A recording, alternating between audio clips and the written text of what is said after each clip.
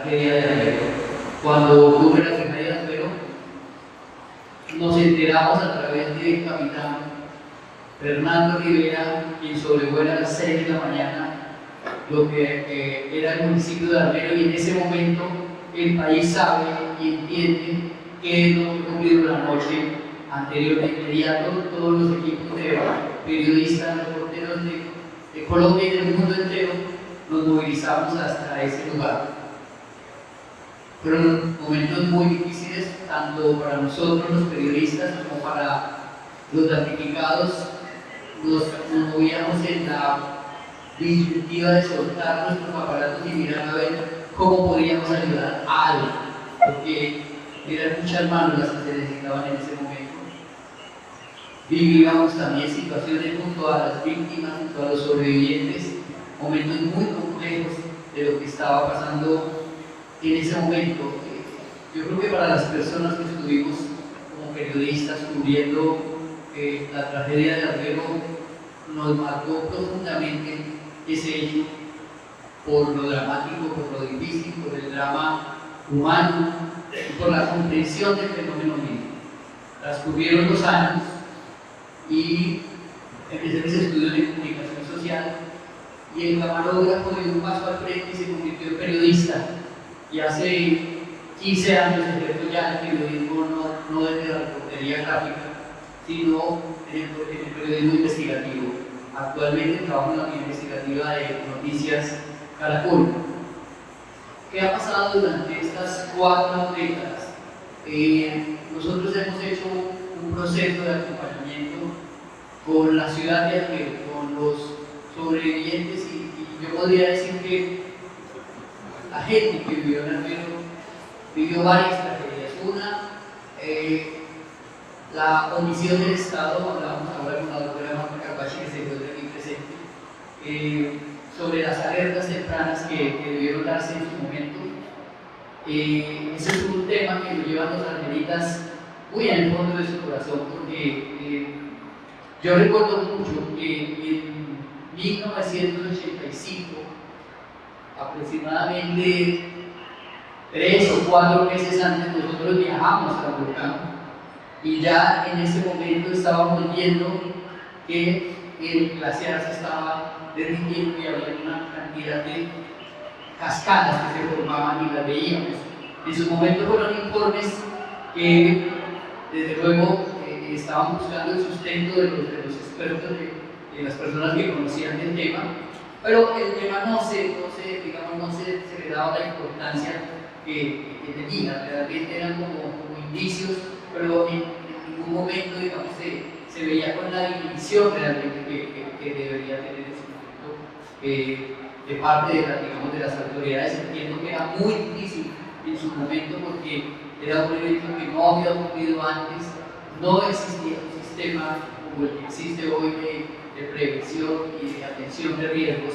Justamente nace a partir de la tragedia de Armero, y digamos que hay el Estado entiende un poco que hay que mirar con más seriedad el tema, pero en su momento no se dio. En su momento no tenía el eco que realmente debería tener, y estas alarmas, digamos, no se escucharon con la importancia, y eso siempre, digamos, lo sienten las personas de aquí. Las personas que viven allá siempre van a tener siempre ese argumento. Sabemos que es un tema complejo desde el Estado, pero siento que es un tema en el que nosotros como periodistas debemos trabajar, y siento que yo he trabajado durante estos años. Avanza el tiempo, y empezamos ya a trabajar en otro tema, y nos encontramos cada vez más con la gente en las conmemoraciones de la tragedia. Cada vez que se conmemora la tragedia, cada vez que llegamos a un aniversario de este tema, empiezan a hablar de todas estas políticas. Pero yo siento que como periodista, como reportero que recorre el país, y me acompañan mis compañeros con los que hacemos estos recorridos por las regiones, siento que nuestra obligación está en abrir los ojos, en alertar sobre estos fenómenos naturales que se presentan en Colombia. Quiero ante todo hablar con respeto de todas las personas que se encuentran acá, expertos de calibre de la doctora Marta Carvache. Yo solo soy experto en contar historias y en narrarlas, y en hacerlas visibles en el campo, y escuchar a nuestros campesinos, y escuchar a nuestra gente en la ruralidad frente a las situaciones que pasan en la zona. Y ¿por qué me angustia tanto el tema de los fenómenos por remoción en masa, por todas estas calamidades torrenciales que nosotros podemos encontrar en distintas regiones del país? Porque sencillamente todo me lleva a don Jorge tiene, o el capitán, tiene en su cabeza el armero que era antes, el armero que fue, el armero de olor a pan dulce, el armero de las fiestas, el armero pujante. Eso lo tienen ellos y para mí la tragedia más grande. Y cuando hablamos de honrar la memoria de un pueblo, tenemos que apelar a la memoria de los viejos, a la memoria de los adultos mayores, que son las que se tienen clarísimo. Pero yo un poco por el tema de esa información que creo que no se debe perder. Me encantaría que personas como él estuvieran acá contándole a la gente la importancia de Armero, lo que fue Armero, lo que significó, lo que vivieron las personas. Es un poco lo que queremos hacer en estos próximos informes. Pero les decía que como periodista, durante estas 4 décadas, me ha importado muchísimo los escenarios que puedan repetirse y llegar a una palabra que se volvió casi un cliché. No queremos que se repita la historia de la vida, y lo escuchamos todo el tiempo. No queremos que se vuelva la tragedia, el Estado debe aprender sobre eso. Pero cuando he ido recorriendo el país y encontrando algunos casos, he encontrado con preocupación situaciones que generan riesgo y en la cual el Estado, los gobernantes, los responsables de que se repita una tragedia como Armero, no han tomado las medidas que realmente deberían tomar en serio. Voy a empezar a referirme sobre el caso de Yopal. Yopal, la capital de Casanare, está ubicada en el piedemonte llanero. El río Bravo Sur baja encaminado desde la Balsa Grande y desemboca justamente donde está ubicada hoy la ciudad de Yopal. Hace unos años, en el 2017, hablaba con un ingeniero hidrólogo amigo mío, Abraham Rincón. Él me mostraba una fotografía, una aerofotografía de 1922 y me preguntó y me dijo: Álvaro, ¿en dónde se presentó usted con la Lumière? ¿Usted ha estado en el Dígame. Yo inmediatamente le dije: Armero, ese fue el pueblo que generó la avalancha de Armero. Y me dijo: no, señor, esto es la ciudad de Yopal. Ocurrió en 1922 cuando esto era un caserío. Después de los años 90 aparece un petrolero en los llanos orientales, los pozos de Cusiana y Cupiagua, y la fiebre petrolera se toma Yopal, y lo que era un pueblito crece exponencialmente hasta tener hoy una ciudad de más de 300.000 habitantes. Pero ahí es donde viene mi reflexión. ¿Por qué nuestros gobernantes creen que si ponen una gran ciudad en un sitio donde hay una amenaza de un fenómeno natural, no va a volver a ocurrir? Si es que las condiciones se dan, hay una zona de fallas geológicas a lo largo de la montaña cuando va bajando. Lo que ocurre en el 22 es un represamiento del río que se suelta finalmente y pasa en un sitio donde en ese momento, por fortuna, no había una población densa.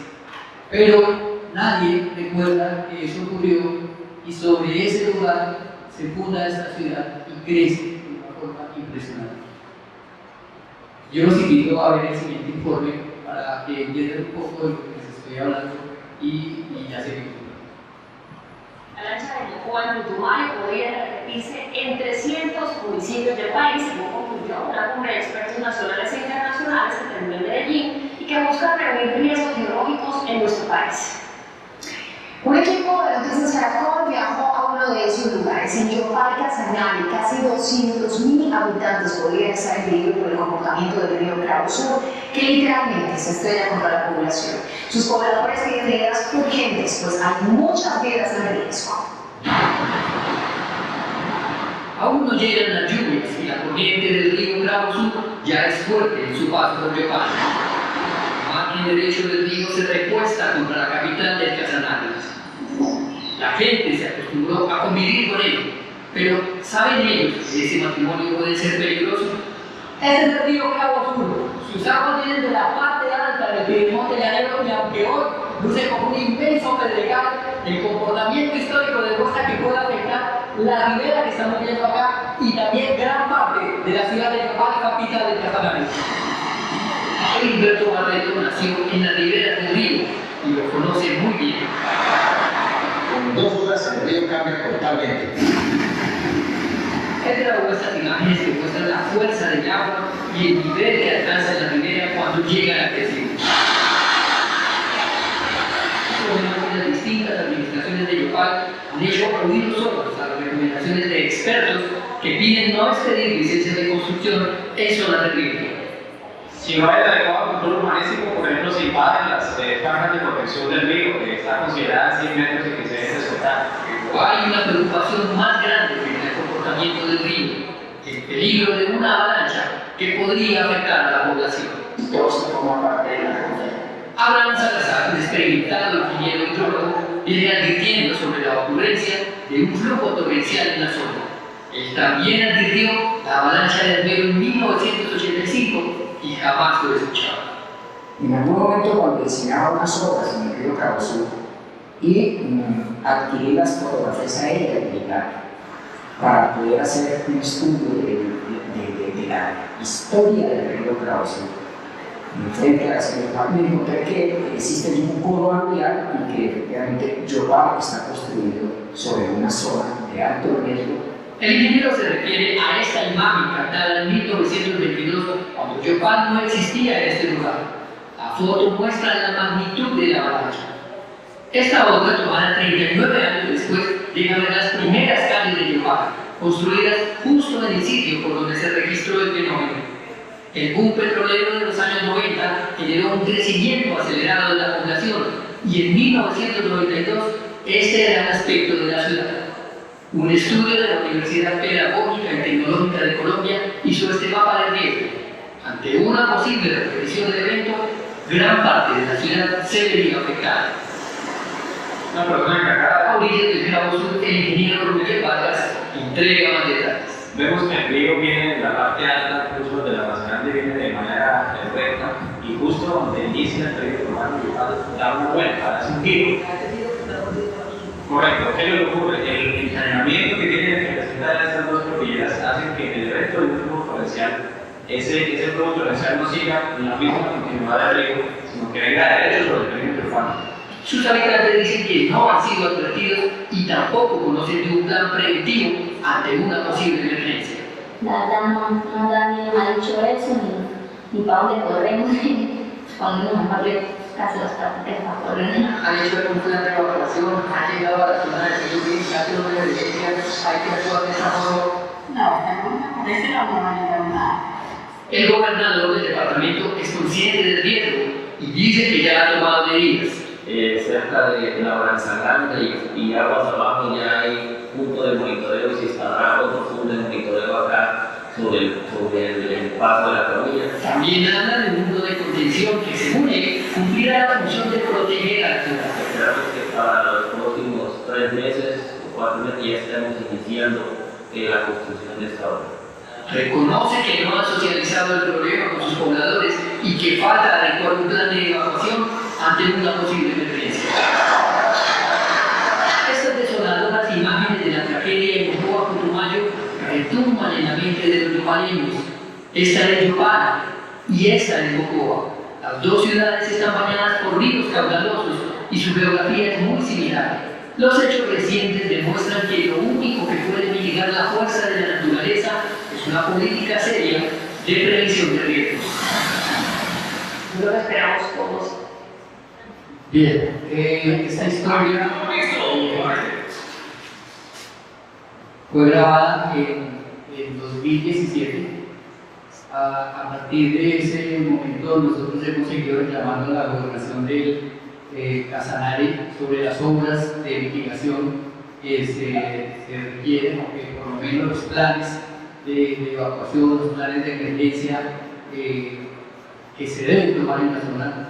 Y antes de venir a esta conferencia, nuevamente yo hablé con la Secretaría de Obras y nos dicen que están trabajando en un malecón que ellos creen que sería la obra que atenuaría la fuerza de una avalancha. Es triste porque, digamos, la narrativa que se construye es la narrativa del amarillismo. Por hacer esta historia llegaron muchas reclamaciones al noticiero que por haber nosotros sacado este informe en Yopal había perdido una cantidad importante de turistas por esos días que iba a ser Semana Santa. Una ofensiva mediática para desmentir esta información. Nosotros no estábamos diciendo que estaba en peligro inminente, pero sí lo que estamos es lo que hace el Servicio Geológico Colombiano, y por eso los invito a ver esta segunda historia.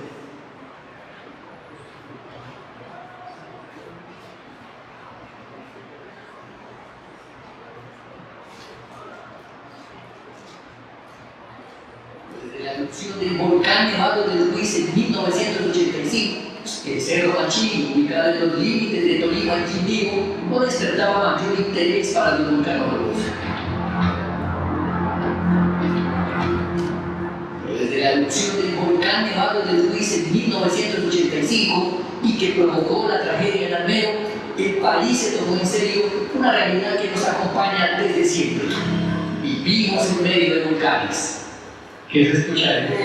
No, es que igual creo que mejor dicho nada no trata de escuchar como cuando algo está hirviendo. La Ibáñez creció junto al volcán Cerro Machín. Lo conoce, lo respeta y lo padece. Este camino le he ido haciendo mantenimiento cuando le estaba haciendo mantenimiento en este punto no era caliente. Y después de los temblores, no sé si es que piensa como salir una fumarola o acá, ya como pueden ver la temperatura es muy caliente, el piso es caliente, la hierba ya se está muriendo y todo, entonces debe ser que va a brotar algo acá. Es la actividad normal de un volcán activo como este, dicen los expertos del Servicio Geológico Colombiano, que vigilan con rigor al que consideran uno de los volcanes más peligrosos del país. El volcán Cerro Machín es un volcán explosivo, es decir, de naturaleza violenta cuando hace erupciones. Es un volcán muy bajito en realidad, menos de 3.000 metros de altura, entonces, a pesar de ser tan bajito, pues tiene una explosividad muy alta, pues comparado con otros volcanes colombianos, comparado con el Nevado es mucho más explosivo el Cerro Machín. No es un volcán común y hay que esforzarse para distinguir sus formas. Desde tierra solo se ven frondosos bosques y tupidas montañas con un inmenso tapete verde. Pero cuando vemos la panorámica, toma su verdadera dimensión. Observemos estas fotografías del Servicio Geológico. Este es el borde del cráter. En el centro se observan 3 domos que tapan su interior. Allí se encuentran los campos fumarológicos. También se observa un pequeño valle donde hasta hace algunos años existió una laguna que se secó y hoy es un pantano. En esta otra se ve su posición respecto al Nevado del Tolima. El Machín se ubica en la cordillera central, en el segmento norte del complejo volcánico, en el centro del país. A 6 kilómetros de línea recta está Cajamarca, a 17 kilómetros está Ibagué, a 28 kilómetros Calarcá, Quindío, y tan solo a 32 kilómetros Armenia, la capital del departamento. Nos encontramos dentro del cráter del volcán Machín. Lo que se ve al fondo son los domos que tapan el cráter y lo que no hay como montañas aquí cerca es el borde del cráter que tiene 2.4 kilómetros de diámetro. Estamos en medio del cráter. Sin ser vulcanólogo, Néstor Ocampo ha dedicado parte de su vida a conocer el volcán Machín. El borde del cráter. Desde la Fundación Cosmos lo vienen estudiando desde hace más de 30 años. Como Daniel lo respeta y tiene claro que su erupción podría generar consecuencias catastróficas. Un volcán explosivo, como algunos lo denominan técnicamente pliniano, otros dicen que es peor que eso, ultrapliniano, y hay quienes dicen que es soma, o sea, lo peor de lo peor. Es una situación difícil de asimilar, porque en caso de una erupción fuerte, significaría un impacto grandísimo para el país entero, incluso países limítrofes. Falta tomar simplemente como referencia el volcán Pinatubo, que en 1991 hizo una erupción de las que podría hacer este volcán. Por eso, junto al volcán Nevado del Ruiz, es el más vigilado del país por los científicos del Servicio Geológico Colombiano, cuenta el director de Geoamenazas. El volcán es un volcán que se monitorea las 24 horas del día, todos los días del año. Desde 1989 se instaló la primera estación sísmica allá, y a medida que fue pasando el tiempo, pues fuimos complementando la red de monitoreo. En este momento tiene más de 11 estaciones sísmicas, más de 5 estaciones que tienen que ver con la deformación de la corteza, tenemos estaciones para mirar el campo, variaciones en el campo magnético, estaciones para mirar todas las variaciones en la geoquímica del volcán, cámaras de reacción. Es un volcán que está dentro de los niveles que nosotros manejamos del monitoreo, es un volcán que está como en stock del monitoreo. Pero ¿cómo funciona esta compleja red de monitoreo? Acompañamos a un equipo de técnicos que habitualmente visita las estaciones. Una carretera en regular estado nos lleva por el borde de la montaña al interior del volcán, donde se ubican los equipos. El acceso es fácil. Finalmente llegamos al cráter. Mientras transitamos por el valle en el interior del volcán, se observa al fondo el gigantesco domo cubierto por vegetación. Esta es una de las estaciones más importantes porque mide varios parámetros, cuenta Luis Fernando López, responsable del mantenimiento de los equipos electrónicos. El primer sensor que veíamos aquí, que tiene esta antena, que es un GNS, ese lo utilizan en geodesia y permite pues monitorear la deformación del terreno. Y este otro equipo que está acá hace parte de esa antena que vimos allá al principio. Mientras Luis Fernando revisa los aparatos, su compañero trabaja en otra tarea. En el complejo de aparatos instalados hay uno que debe quedar protegido y aislado del exterior. Deben remover la tierra para llegar a él.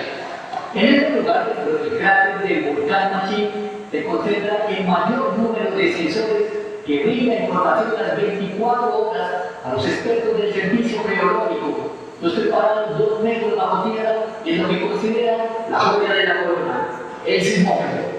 El más mínimo movimiento sísmico en el interior del volcán es registrado por este aparato. Indicando los niveles de transmisión y recepción del enlace.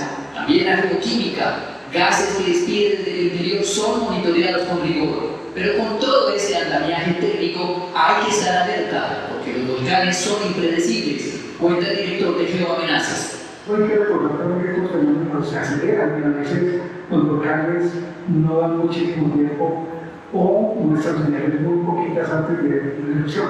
Así que todo está entre las probabilidades, pero considero que con la tecnología que tenemos, la experiencia que hemos ganado, tenemos la capacidad posiblemente de alertar antes de que la erupción ocurra. La información viaja hasta el Observatorio Vulcanológico y Sismológico de Manizales, donde se inicia un protocolo de alarma a los distintos organismos de atención de la emergencia. Otra tragedia como la de Armero no debería repetirse, dice Macario. Ellos hacen su tarea. El otro componente es la prevención del riesgo, y es allí donde encontremos nuestra luz. Bien, hace un momento conversábamos con la doctora Calvache sobre el contexto que deben tener las poblaciones frente a los lugares donde están viviendo. Este tipo de historias, hecho durante varios años, pretende eso, que en últimas, ¿cuál es la función de nosotros los periodistas? Informar a la gente correctamente, educar a las personas y decirles lo que está sucediendo. Historias como esta lo que pretenden es mostrar a las personas que en efecto, si bien existen riesgos, si bien existen amenazas volcánicas, amenazas de fenómenos naturales, cuando las cosas se hacen bien, cuando las cosas, el Estado está encima, tenemos ejemplos como este. una red robusta de monitoreo, una red que está informando en tiempo real lo que está ocurriendo en el Nevado, también el volcán Nevado de Ruiz, en este caso el Machín, y es muy importante. Nosotros hablamos del ejemplo de la alarma de cuando uno vive en un edificio y entonces suena la alarma de evacuación y la gente no tiene ni idea para qué es, o ha sonado tantas veces que dice, no, están haciendo una prueba, decía muy acertadamente la doctora Carcacho, pero justamente cuando nosotros le decimos a la gente, ojo, cuando vuelva a sonar la alarma es porque realmente hay una emergencia y hay que reaccionar frente a la emergencia. Para mí esa es la esencia de lo que nosotros como periodistas debemos hacer, concientizar a la gente de que existen unas amenazas, de que hay que reaccionar, pero también llamar la atención al Estado de que las campañas tienen que ser robustas y que tienen que ser intensas, reiterativas. Esa, digamos, en esencia me parece que es digamos, como la obligación nuestra, es lo que yo he intentado hacer durante estos años. Traje estos ejemplos para que más o menos ustedes puedan, digamos, con base en lo que hemos realizado, puedan entender. Ahora, ¿qué es lo que me preocupa? Lo que me preocupa es que no existan las políticas públicas para esto, que nos quedemos en el papel y que nos quedemos en decretos, bueno, todo como nuestro país. La letra en el papel es maravillosa, pero en la práctica no lo vemos. Y justamente esto es lo que yo encuentro que ocurre con el volcán Machín. Me preocupa muchísimo que estemos muy centrados en los planes de emergencia, pero no en una política ya desde el Estado para prevenirlo. Vamos a ver este segundo informe que hicimos con el tema de Machín.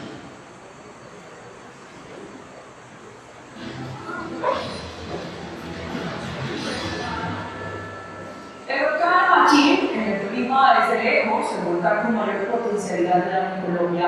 Según los expertos, su erupción podría afectar una región estratégica para el país y afectaría a por lo menos 1 millón de personas en 4 departamentos. Un equipo de noticias Caracol estuvo en la zona y le midió el pulso a los planes de emergencia y de mitigación de riesgos. Noticias Caracol investiga. Mientras en el Antego, eso quisieran las personas que viven en el interior del cráter del volcán Cerro Machín, que ni sonara ni explotara. Ellos saben que eso tarde o temprano va a suceder, pero ni esa realidad les quita el sueño. Una organización que presentar la violencia.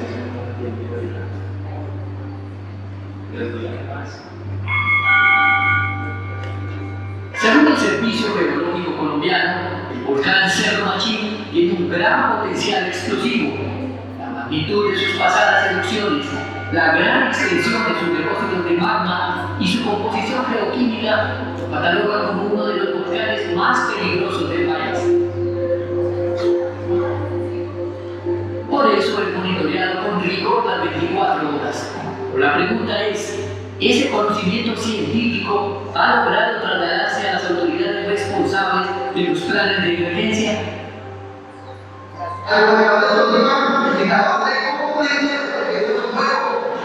Nuestra visita coincidió con un debate de control político a las autoridades encargadas de prevenir el riesgo del Tolima.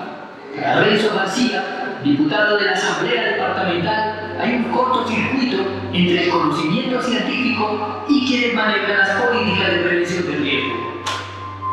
La principal preocupación es que puede suceder un segundo avión. Aquí lo que estamos viendo es que lamentablemente no se aprende. Aquí nos volvemos expertos en manejo de desastres, en ver cómo llevar la ayuda humanitaria, cómo atender a los acabos de los muertos. No estamos pendientes de evitar cómo salvar un vida. En el mismo debate encontramos a Rubén Darío Garay, especialista en reducción y prevención de riesgos. Él asegura que si hoy se presentara una emergencia en el volcán, sería muy tarde para reaccionar porque hay muchas falencias. Hace más o menos 15 días estuvimos en el sector de los Chicanes, logramos evidenciar que al llegar a hacer la comunicación con la red de comunicaciones que para el departamento de Tolima de la verdad 4, esta no contesta, y nos contesta en un red de bomberos de la estación de bomberos de Cajamarca, un municipio que está en la zona de mayor riesgo, son es el municipio más poblado cercano al volcán, y la red de comunicaciones no sirve. También les preocupa la vulnerabilidad de la estratégica vía del Alto de la Línea, que conecta el occidente con el centro del país, columna vertebral de la economía nacional. ¿Cuál es el plan B? Pregunta el geólogo Jonathan Ortiz. ¿Cuáles son los planes que tienen en este momento para, digamos, tener una alternativa, una vía alterna que se esté desarrollando si eso llega a suceder? En este momento eso no está pasando. Y cuando se toman este tipo de decisiones, no se piensa en el futuro. Las afectaciones económicas, sociales que se pueden tener ante los volcanes de Machín, pues van a repercutir en todo el país. Ellos pueden actuar rápidamente hacia la parte alta. Con el mapa extendido, el director de la Defensa Civil de Tolima nos habla de las rutas de evacuación que están planeadas en caso de una emergencia. Son vías terciarias que algunas no están en buen estado, según él. Lo más preocupante es la falta de compromiso de las comunidades. Está faltando que haya más compromiso de los municipios y de las comunidades y que asuman de forma responsable lo que tenemos que hacer cada uno en caso de emergencia es lo más importante. Pero también la institucionalidad falla, porque el proceso marcha demasiado lento, pues apenas se están construyendo los planes municipales de gestión del riesgo, reconoce el funcionario. El protocolo específico de respuesta de las estrategias municipales se socializó con el Comité de Manejo del Desastre y en ese orden de ideas se propuso que dentro de un mes, ya con las adecuaciones y con las recomendaciones que dimos todos los organismos y todo el integral del Comité de Manejo, se volviera a socializar y posteriormente se continuara socializando con la comunidad. Es decir, no estamos lo suficientemente preparados, asegura Néstor Ocampo, un viejo conocedor del volcán y quien no se cansa de insistir de la importancia de la prevención del riesgo como política de Estado y no de la burocracia de los gobiernos de turno. Porque realmente esos cargos de las unidades municipales, departamentales, nacional de gestión de riesgo se cubren para pagar servicios políticos, pues por supuesto cada 4 años se está cambiando el presupuesto y tiene que volver a empezar a explicarle cuáles son sus funciones, cuáles son los protocolos, qué es el TRIAS, todas esas cosas. Entonces, por eso no funciona. Entre tanto, los hijos del volcán Machín viven el dilema de convivir con el gigante dormido y al tiempo sacarle provecho a sus maravillosos lugares que lo convierten en un destino de turismo extremo que frecuentan visitantes nacionales y extranjeros. No le tenga miedo al Machín, él está vivo, pero no es lo que la gente dice. Es una zona espectacular. Venga, conozcan el Machín, venga, visiten los termales, los bosques de palma de cera más grandes del mundo están aquí en Tochi. A mí siempre me gustó mucho la poesía. Otros, como esta joven estudiante, le reclama al volcán que no deja de rugir. Temeroso que se estalla, pero su hermoso paisaje nos atrae y nos engaña. Y tal vez en un futuro nos atrape su detalle. Pero más allá de la poesía y de sus paisajes idílicos, también desnudan sus temores y se indignan por el abandono de la región. Pues es peligroso también, pero ahora como si fuera los hombres capaz, dañadas. Mientras Catalina lava la loza, es inevitable preguntarle por esa motoniveladora que fue a morir al frente de su casa. Catalina, ¿cuánto tiempo lleva esa máquina cambiada? 10 meses. 10 meses. Y ella no lo había empezado bien para que se para ese trabajo. Pues claro que ya.